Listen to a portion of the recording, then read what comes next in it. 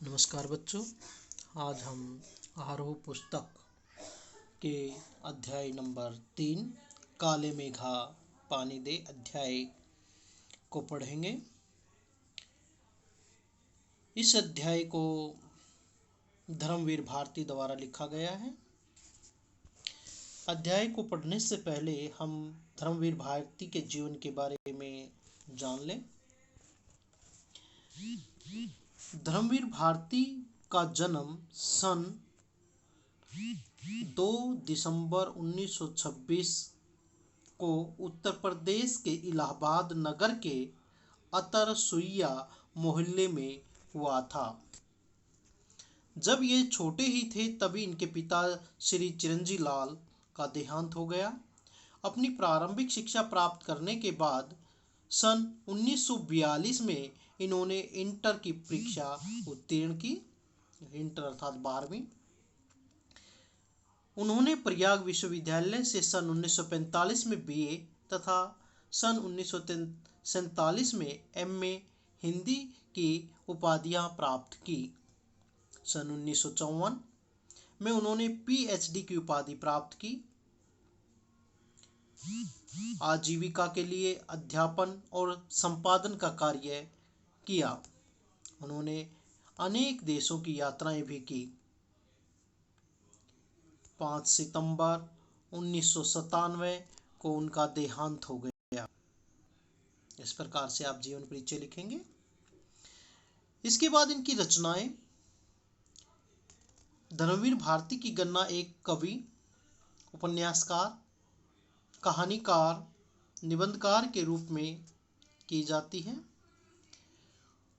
कनुप्रिया, 7 गीत वर्ष, ठंडा लोहा इनकी कविता संग्रह है। बंद गली का आखिरी मकान कहानी संग्रह, सूरज का 7वां घोड़ा, गुनाहों का देवता उपन्यास, अंधा युग गीति नाट्य है, पश्यंती, कहनी अनकहनी, मानव मूल्य और साहित्य, ठेले पर हिमालय इनके निबंध संग्रह हैं। इनको समय समय पर अनेक पुरस्कार मिले, पद्मश्री, व्यास सम्मान एवं साहित्य के कई अन्य राष्ट्रीय पुरस्कारों से इन्हें सम्मानित किया जाता रहा है।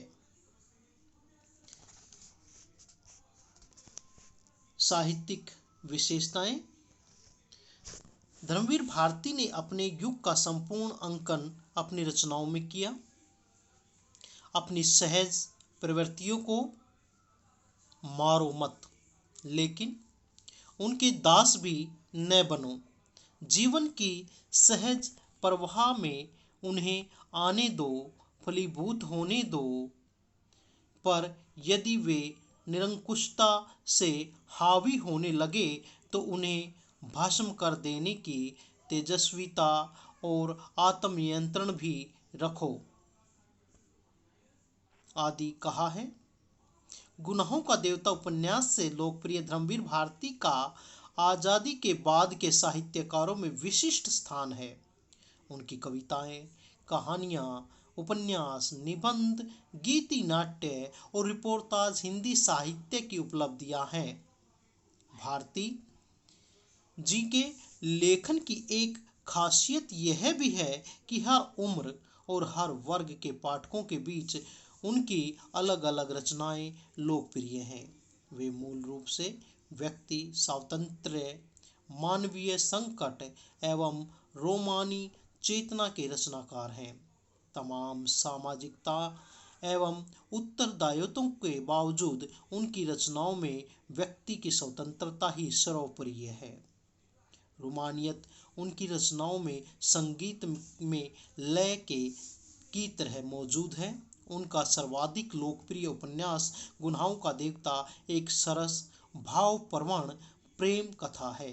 दूसरे लोकप्रिय उपन्यास सूरज का 7वां घोड़ा पर हिंदी फिल्म भी बन चुकी है। इस फिल्म में प्रेम को केंद्र में रखकर निम्न मध्य वर्ग की हताशा, आर्थिक संघर्ष, नैतिक विचलन और अनाचार को चित्रित किया गया है। स्वतंत्रता के बाद गिरते हुए जीवन मूल्य, अनास्था, मोह भंग, विश्व युद्धों से उपजा हुआ डर और अमानवीयता की अभिव्यक्ति अंधा युग में हुई है। अंधा युग गीति साहित्य के श्रेष्ठ गीति नाट्यों में से एक है।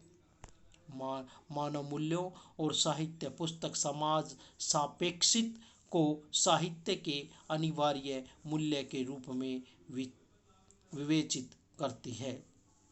इन विधाओं के अलावा भारती जी ने निबंध, रिपोर्टाज भी लिखे हैं। उनके गद्य लेखन में सहजता और आत्मीयता है। बड़ी से बड़ी बात को बातचीत की शैली में कह देना उनका सरल स्वभाव है। भाषा शैली, गद्य लेखन में सहजता और आत्मीयता है।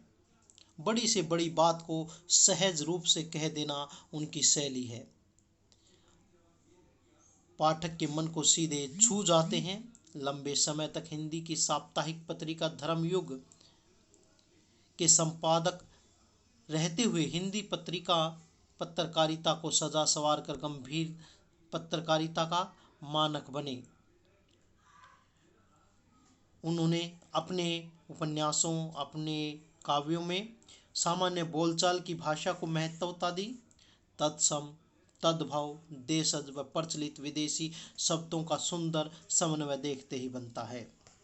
उनकी काव्य रचनाओं में श्रृंगार, वीर, शांत, करुण रस आदि का वर्णन पाया जाता है।